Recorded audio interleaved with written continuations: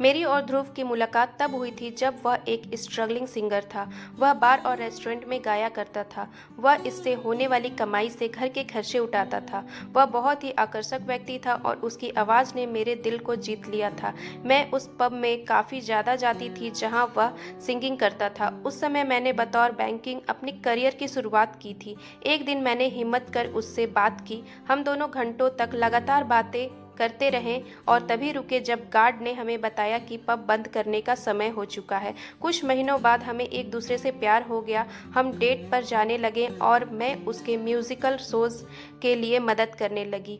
वह मेरा बहुत ख्याल रखता था और अच्छे से पेश आता था। ध्रुव मुझे अच्छे से समझता था और मैं जब उसके साथ होती थी तब बहुत खुशी महसूस करती थी। एक साल बाद हम दोनों ने शादी करने का फैसला किया। ये सबसे अच्छा निर्णय हो सकता था क्योंकि मैं उसके प्यार में पागल थी। मैं उसके माता पिता से भी मिली थी। वे भी बहुत अच्छे लगे थे। हालांकि मेरे पेरेंट्स को ये रिश्ता कुछ खास पसंद नहीं था। उनका कहना था कि लड़के के पास कोई असली काम नहीं है और वह अभी भी संघर्ष कर रहा है, जिस वजह से हमारा भविष्य सुरक्षित नहीं बन सकेगा।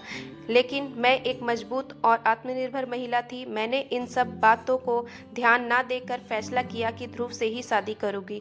शादी के पहले कुछ साल काफ़ी खुशी से बीते। वह मुझे काफ़ी सपोर्ट करता था और उसके साथ रहने से मुझे सशक्त महसूस होता था। भले ही वह घर के लिए बचत करने में ज़्यादा पैसे नहीं दे पाता था, लेकिन वह इस कमी को पूरा करने के लिए मेरी गैर मौजूदगी में घर के सारे काम संभालता था। हालांकि कई महीने और साल बीत जाने के बाद ध्रुव अपने लिए कोई फिक्स जॉब ढूंढने में सफल नहीं हो सका।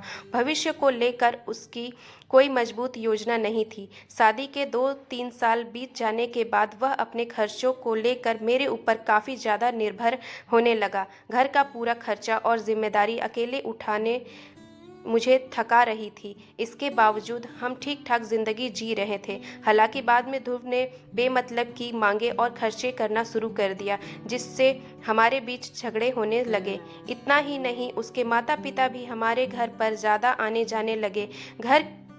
हर चीज़ में वह कमियां निकालते थे। वे सिर दर्द से ज़्यादा कुछ नहीं थे। मैं इस बारे में ध्रुव से बात करने की कोशिश की, लेकिन उसने इसे इग्नोर कर दिया। हमारे बीच बात होना बंद हो गया और फिर हमारे आखिरी में तभी हुई जब एक दूसरे पर इन मुद्दों को लेकर चिल्ला रहे थे। मेरी खुशियों से भरी शादीशुदा जिंदगी एक जंग का मैदान बन चुकी थी। इससे हमारे बीच रोज झगड़े होने लगे। मैं उसका अटेंशन पाना चाहती थी और उम्मीद करती थी कि एक जिम्मेदार जीवन साथी बने। मेरी सभी कोशिशें बेकार रही और हमारे बीच में पूरी तरह से बात होना बंद हो गया। ये काफ़ी परेशान कर देने वाला था। मैं किसी ऐसे शख्स के साथ नहीं रह सकती थी जो इतनी मुश्किलों की जड़ बन रहा था। मैं जितना प्यार करती थी उतना ही मैं खुद से भी प्यार करती थी और अपनी इज्जत भी करती थी। मुझे इस रिश्ते में 1 साल में ही इतना दुख मिला और आखिरकार मैंने अलग होने का फैसला ले लिया। मुझे तब और पीड़ा महसूस हुआ जब मैंने देखा कि ध्रुव तलाक से हमारे रिश्ते को बचाने इच्छा तक नहीं दिखा रहा है। वह इसके लिए राजी हो गया। इस पूरी स्थिति में दौरान हमारे बीच कोई बातचीत नहीं हुई। मैंने फिर भी कोशिश की, लेकिन उसकी ओर से कभी भी मुझे जवाब नहीं मिला। महीनों बाद तलाक की कानूनी कार्रवाई पूरी हुई और हम अपने अपने रास्ते निकल पड़े।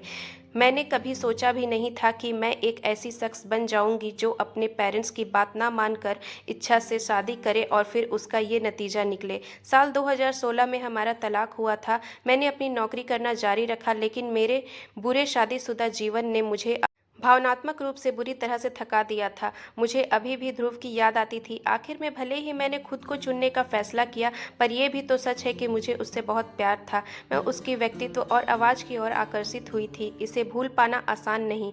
मैं इस तरह महसूस करने पर खुद से नफरत भी करती थी, लेकिन जब मैं हमारी शादी की खुशी के पल मेरी नज़रों के सामने आ जाती तो उसके लिए मैं तड़प उठती थी। कई बार मैं सोचती थी कि क्या मैंने तलाक लेकर सही किया। हम दोनों के बीच की में कभी संपर्क नहीं हुआ। मेरे पेरेंट्स मेरी दूसरी शादी के बारे में सोच रहे हैं, पर मैं सोचती हूँ, क्या मैं फिर से ऐसा प्यार किसी और से कर सकूँगी? आपको क्या लगता है कि उसने तलाक लेकर सही किया? अगर कहानी अच्छी लगी हो तो चैनल को सब्सक्राइब कर लीजिए। मिलती हूँ नई कहानी के साथ, तब तक के लिए बाय बाय, टेक केयर।